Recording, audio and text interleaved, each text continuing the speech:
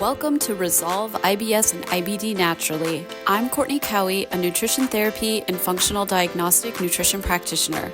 If you are struggling with the symptoms of IBS or IBD and want to get to the root cause of your symptoms so you can take back your health through a whole person approach, this podcast is for you. Just a disclaimer that the information I'm presenting in this podcast is for educational purposes only and should not be taken as medical advice. You should always consult a qualified practitioner before making any changes to your health or medical regimen. That being said, let's get on with the show. So I want to talk a little bit about the topic of plant-based diets, what that is, what that means, because this conversation actually came out of a conversation I was having about a week and a half ago with my marketing team. And in that conversation, I was telling them that a friend of mine who's trained as a conventional practitioner who's interested in getting further training in functional medicine and nutrition signed up for a practitioner course to go deep on some of that with a practitioner who happens to be a plant-based diet practitioner. And what really surprised me about that conversation was that she mentioned that a lot of the calls that this particular practitioner gets are from people struggling with IBS. And that blew my mind because I thought, wow, clearly this diet dogma is getting out into the general space, public space, and it seems to be capturing the interest of people with gut issues, whether IBS, IBD. And it's also quite concerning because for me, I see this as being a very problematic diet for people specifically with gut issues.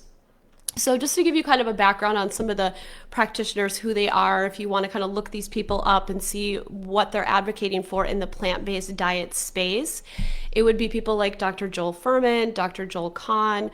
I can even say that in some trainings I've done with different DNA testing companies, specifically the culture around like the DNA company, there's a few practitioners there that are very strong plant-based diet advocates. So let's talk a little bit about what a plant-based diet is. A plant-based diet is really referring to a diet that heavily includes vegetables, fruits, nuts, seeds, legumes, beans, that type of thing, right? Versus lots of animal-based products like meat and eggs and fish. And so, of course, they would advocate for having those items in the diet as well, but lean much more towards including large amounts of vegetables, beans, nuts, seeds, that type of thing. And I want to just start by saying that with any type of dietary approach, you have to keep in mind that there's always going to be a little bit of dogma to a very strict dietary regimen and philosophy. And I'm not by any means saying that a plant-based diet can't be a good choice for a person, but I'm saying that for someone who's got underlying major gut imbalances and weaknesses, there's a lot of reasons why this type of diet is going to be a problem and exacerbate symptoms. I also, though, feel that the components of a plant-based diet, generally speaking, the foods I just mentioned, are quite a bit more difficult to digest, period. And so for people who are not optimally healthy, specifically people dealing with a lot of stress, because I found in my work that chronic stress tends to be a huge contributor to gut breakdown, GI dysfunction and weakness over time. It kind of lays the scene for that if someone is eating a very plant-heavy diet while they're going through periods of ongoing chronic stress, that will also work against them and could potentially set them down a path of having GI issues versus they might not if they weren't eating as many plants. And so let's talk a little bit about plants and the properties that they have that make them problematic for people with gut issues, whether it's IBS, IBD, or other things, and then what could also make them difficult to digest even for a healthy person that's under stress.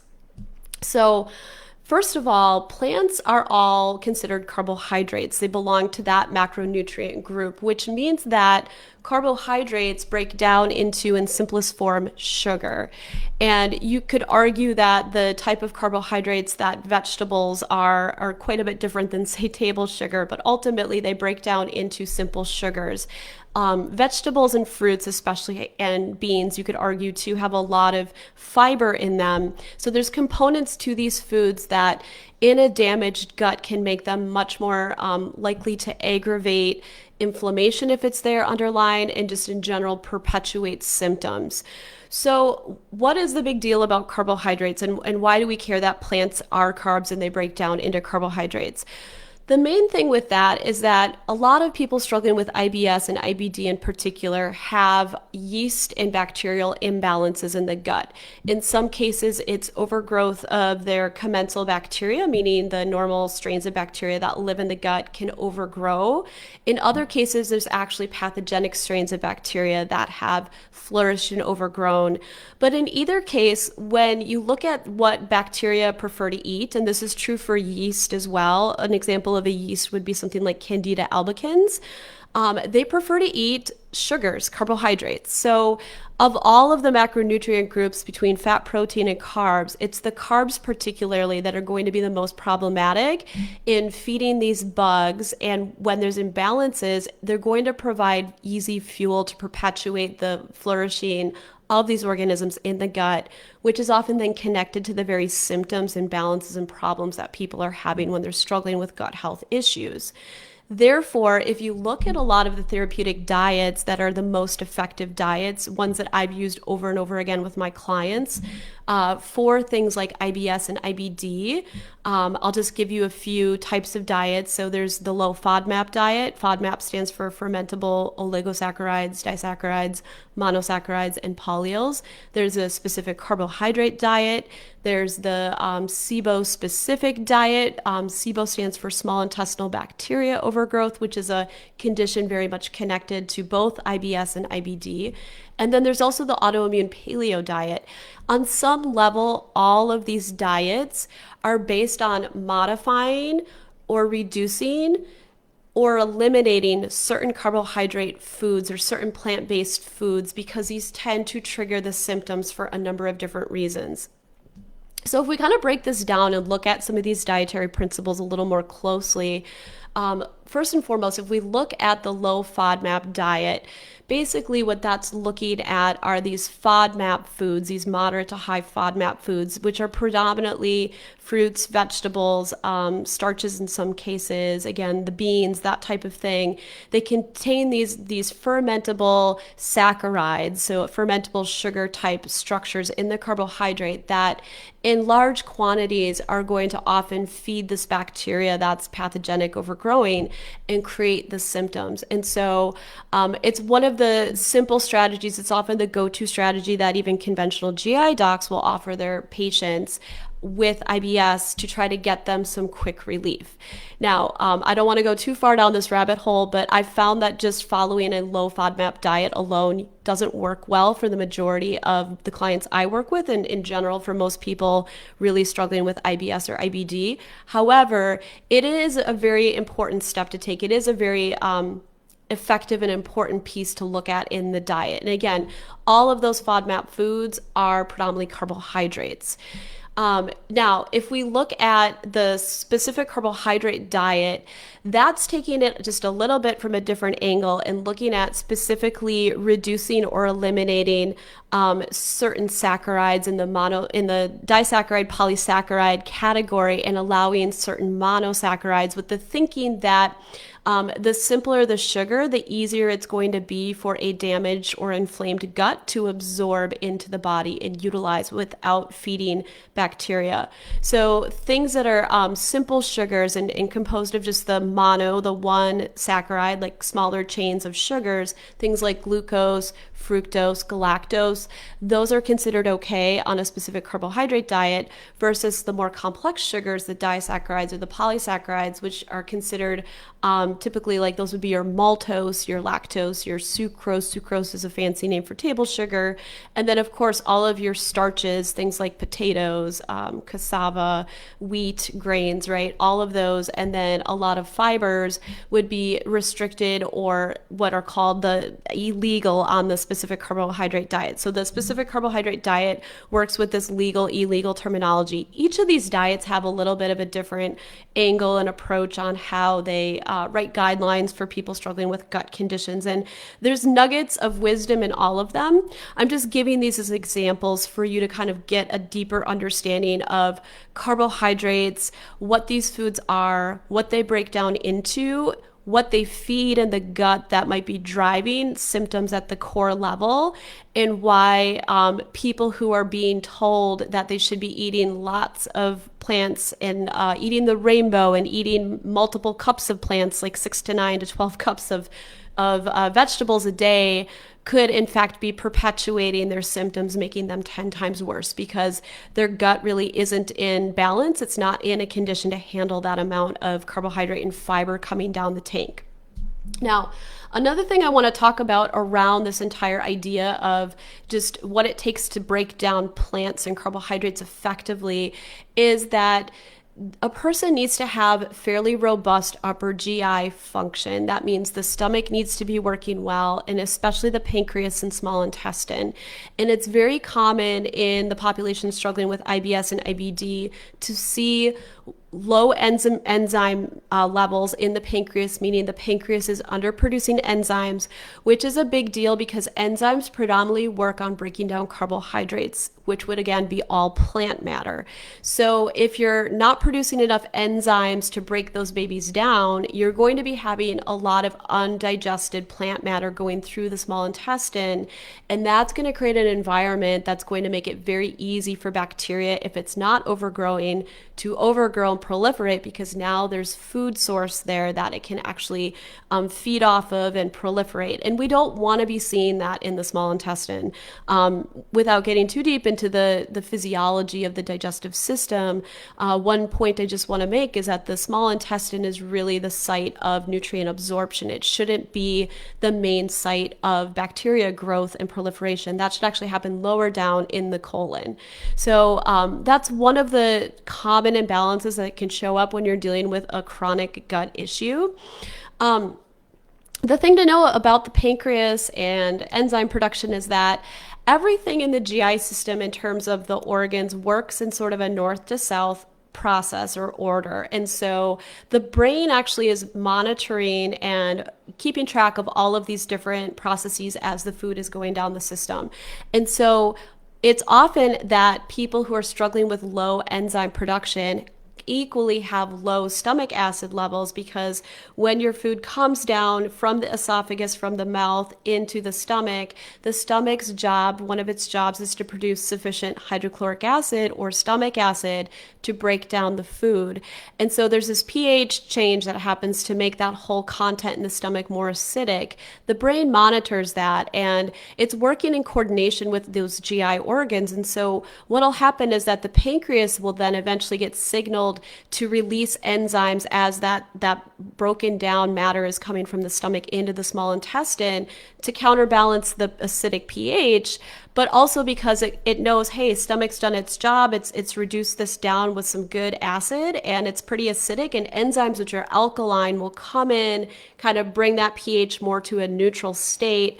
So now that you have a the food, when it moves through the small intestine, we can't have an acidic pH profile through the small intestine. So part of the design of your GI system is to bring that back to a neutral state and help the body to do its job as it moves through the rest of the system. So what could happen is if you have low stomach acid levels, that could send a little bit of a dysregulated or improper signaling to the pancreas that's telling the pancreas, hey, it's not quite acidic enough, we don't need as many enzymes, this is good enough. And so it's very common to see not only low enzyme output, but low stomach acid in people struggling with gut issues.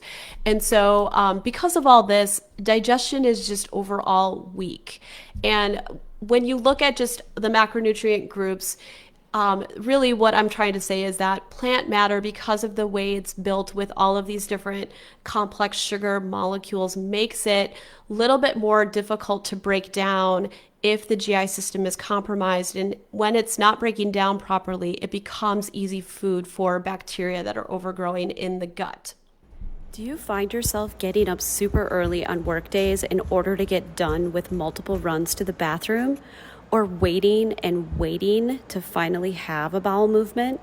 Has living your life around unpredictable bowel movements and other chronic gut symptoms left you feeling trapped, stressed, and dealing with anxiety? There are often hidden factors and stressors driving these symptoms, factors that your doctor isn't trained to help you find.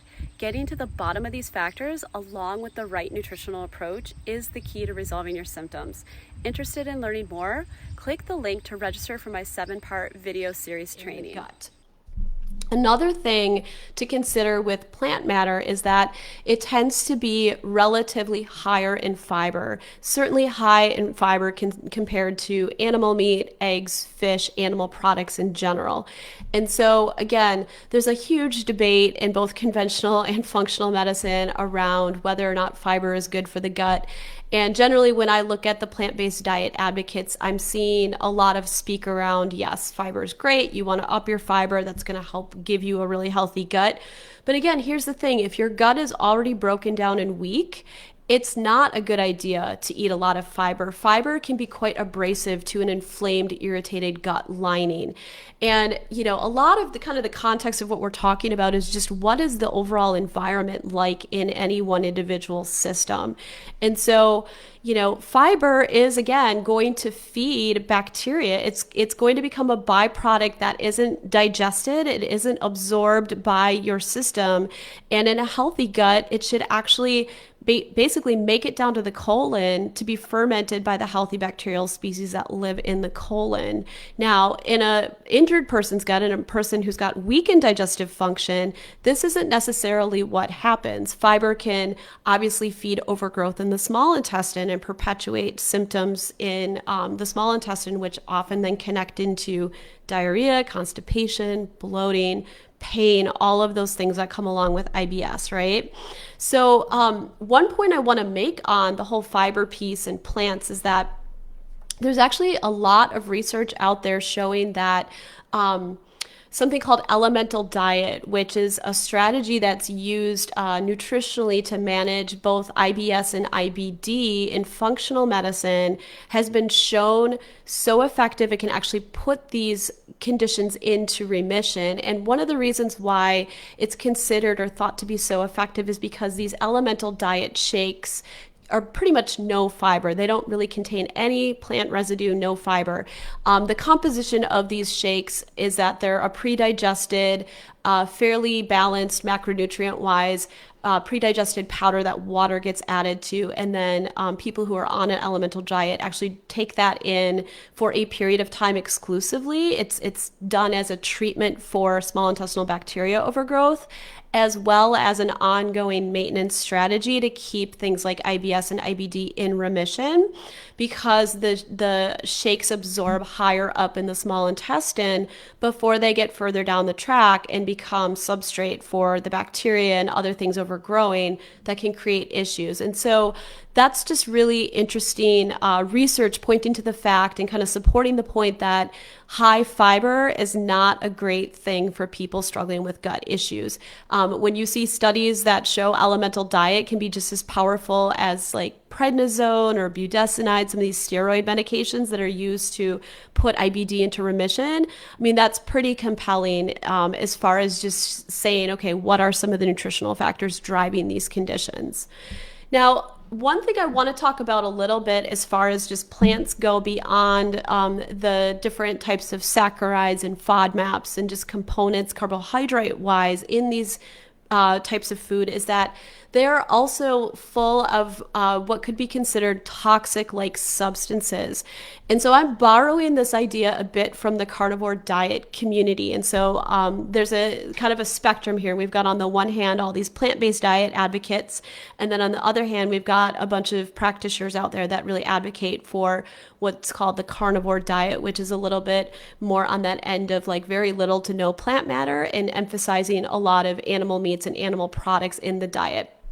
And their dietary philosophy is quite interesting and has a lot of really great pieces to it. And so I want to just inform you a little bit about that if this is the first time you're hearing about that. So, one thing that carnivore diet advocates look at is that plants really kind of exist on the spectrum of toxicity depending on what part of the plant is eaten. But that the idea is in nature, plants are immobile. They aren't like an animal that can run away from its predator.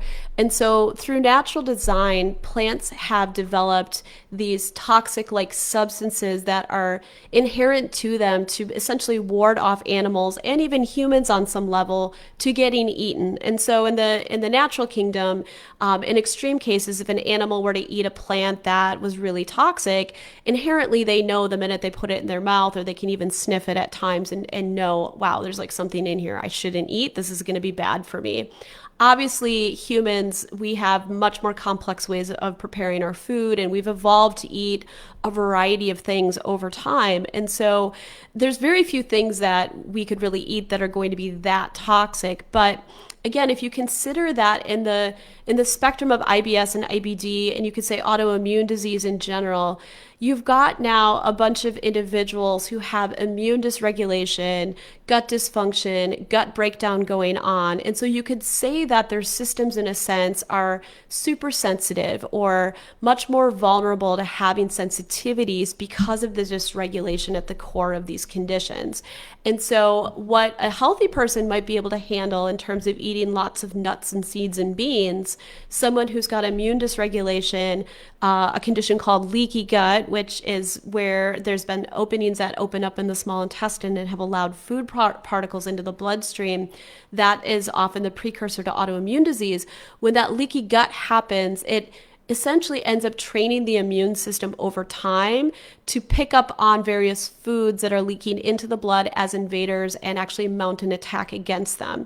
And so it will not only start to create more and more food reactivities and sensitivities over time, but it'll start to create cross confusion in the immune system, and that can lead to self-attack of various tissues and organs because many food proteins look very similar to body tissues. And so it kind of is a combination of things: genetics, food, leaky gut, right? But the underlying theme I'm getting at here is that plants in general have toxic capacities to them. And I'm going to just go into this a little bit. So, for example, beans and legumes, nightshades, which would be tomatoes, bell peppers, eggplant, hot peppers, certain spices, they all have lectins in them. And that's a type of protein that is also quite provocative for a lot of people, especially people struggling with immune dysregulation.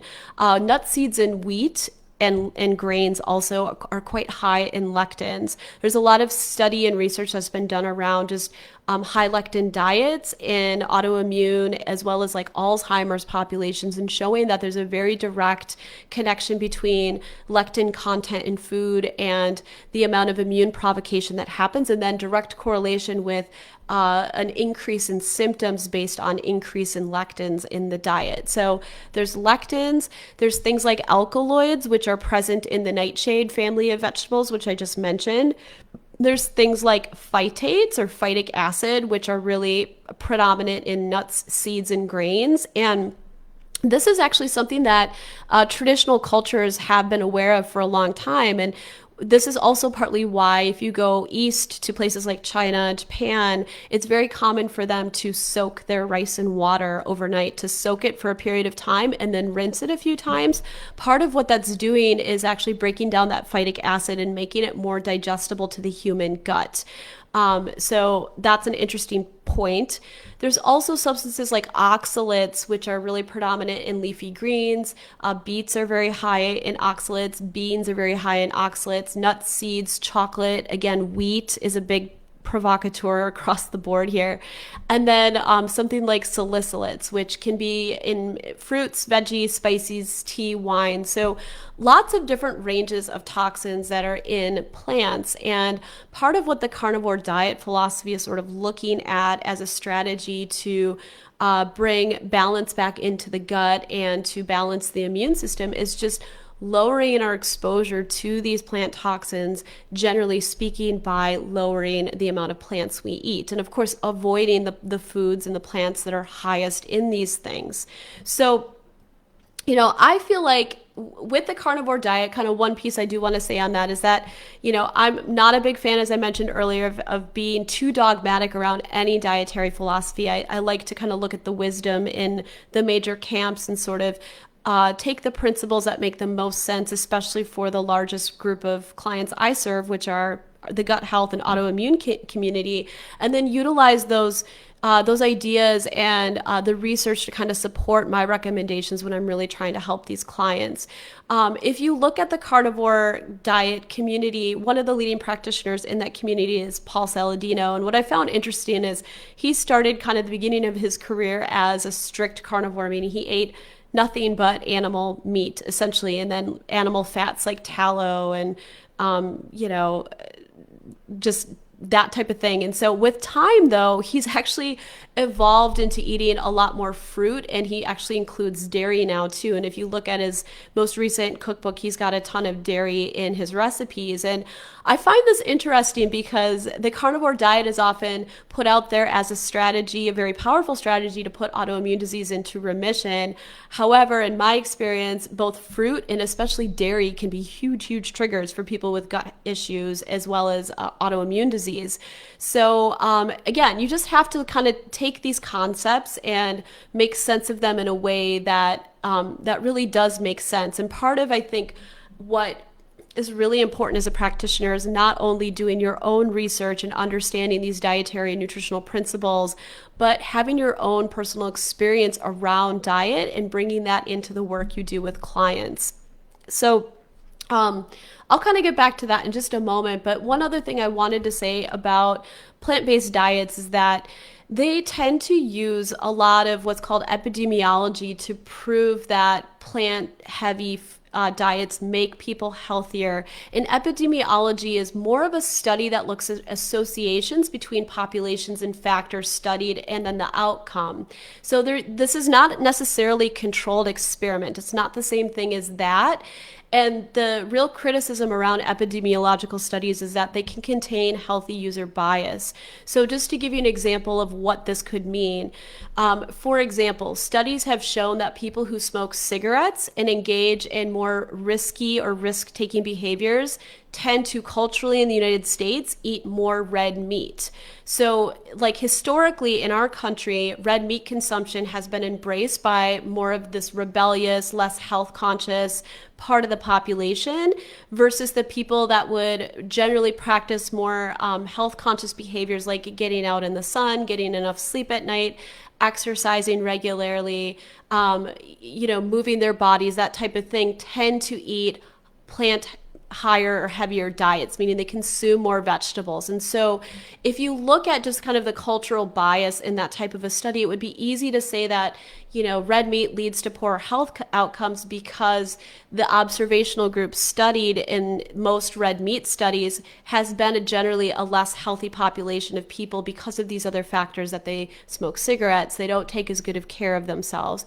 However, that doesn't mean that healthy people who exercise, get outside, sleep enough at night, etc., and eat red meat will have poorer health outcomes. This is the type of sort of bias that you have to be able to look at when you're looking at these types of studies. And some of the carnivore diet folks will really criticize that a lot of the plant-based diet epidemiological studies really aren't showing strong cause and effect relationships. These are more correlations, and there's bias in there.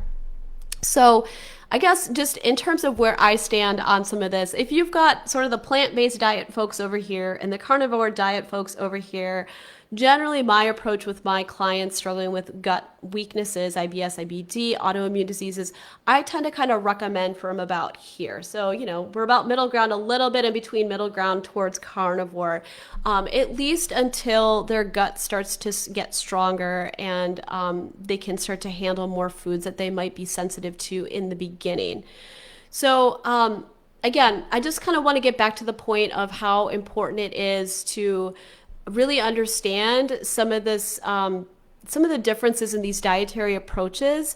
And also as a as a potential layperson looking at advice within the practitioner community, I think it's really important to consider not only how sensible is the information that the person is giving you, does it apply to you, but also what is their experience beyond just their training as a practitioner. For example, some of these plant-based diet practitioners, have they themselves struggled with issues like IBS or IBD or other long-standing chronic health issues that really implicated gut dysfunction and breakdown?